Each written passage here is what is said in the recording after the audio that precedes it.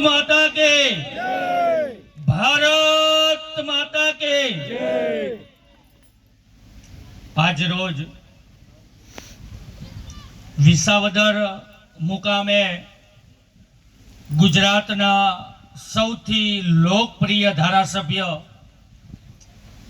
आम तो मात्र विसावदरना धारासभ्य नथी, गोपाल इटालिया ए समग्र गुजरातना धारासभ्य छे। जे विसावदरनी जनताए प्रेम आप्यो छे, विसावदरनी जनताए जे आशीर्वाद आप्या छे, एमना थकी आजे समग्र गुजरातमां आम आदमी पार्टी खूब मजबूत बनी छे।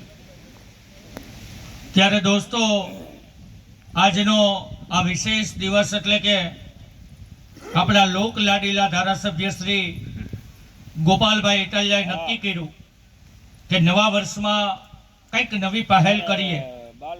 विसावदर होय, जूनागढ़ ग्राम्य होय के भेसाण तालुको होय, आ अनेक गामडाना लोकोए मतरूपी आशीर्वाद आप्या छे।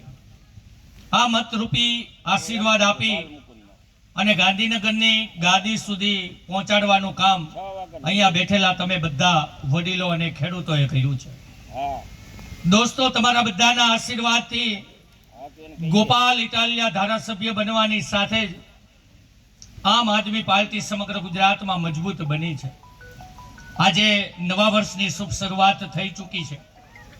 નવા વર્ષની શુભ શરૂઆતમાં આપણે અનેક પ્રકારના પ્રકલ્પો અને સંકલ્પો સાથે આગળ વધવું પડશે।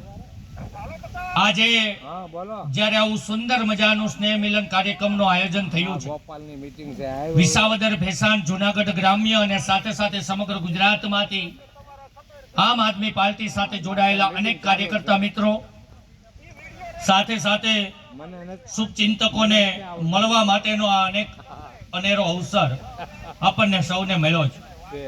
ગોપાલભાઈની અંગત લાગણી એવી હતી, અને આમ તો આપણે બધા જ જાણીએ છીએ કે જ્યારથી અમની જીત થઈ છે, અહીંયા બેઠેલા ઘણા આગેવાનો હશે, ઘણા વડીલો છે, ઘણા ગામના આગેવાનો અહીંયા ઉપસ્થિત છે। આપણને એવી ઈચ્છા અંગત લાગણી હતી કે આપણે એમને રૂબરૂ મળવું છે। આપણને અંદરથી એવી ઈચ્છા હતી કે આવા વ્યક્તિત્વને કદાચ એકવાર હાથ મિલાવી લઈએ ને તો પણ આપણો જુનૂન અને તાકાત વધી જાય। આપણને બધાને અંગત લાગણી હતી, ઈચ્છા હતી કે આપણે એમને એકવાર મળવું છે। અવિરત આમ તો ધારાસભ્ય બન્યા પછી સતત એમના સમગ્ર ગુજરાતમાં પ્રવાસ હોય છે। આપણા જૂનાગઢ જિલ્લા પ્રમુખ હરેશભાઈ સાવલિયાની આગેવાનીમાં આપણા વિસાવદર ભેસાણ અને જૂનાગઢ ગ્રામ્ય પંથકના અનેક ગામોની મુલાકાતો અત્યાર સુધીમાં કરી છે।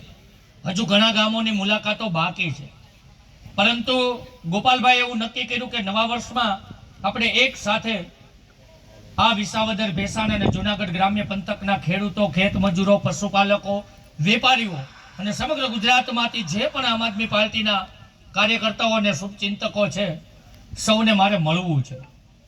એટલા માટે આજના વિશેષ દિવસે સ્નેહ મિલન કાર્યક્રમનું આયોજન કરવામાં આવ્યું કે આપણે બધા આદાન પ્રદાન કરીએ, એકબીજા સાથે સ્નેહથી મળીએ, પ્રેમથી મળીએ।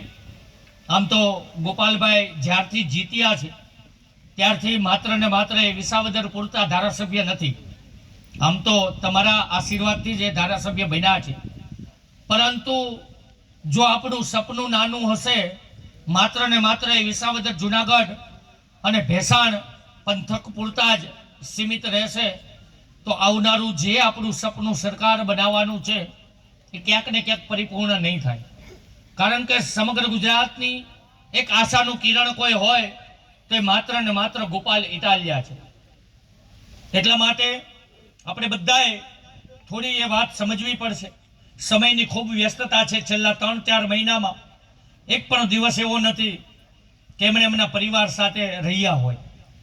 દોસ્તો, વિચારવા જેવી વાત એ છે કે આ નવા વર્ષમાં આપણે બધા જ એવું અંગત ઈચ્છતા હોઈએ, નવા વર્ષમાં આપણે આપણા પરિવાર સાથે દિવાળીનો તહેવાર મનાવતા હોય, દીપ પ્રજ્વલન કરતા હોય, આપણા બાળ બચ્ચા બાળકો સાથે આપણે ફટાકડા ફોડીએ, આપણા પરિવાર સાથે નવા વર્ષના દિવસની ઉજવણી કરીએ।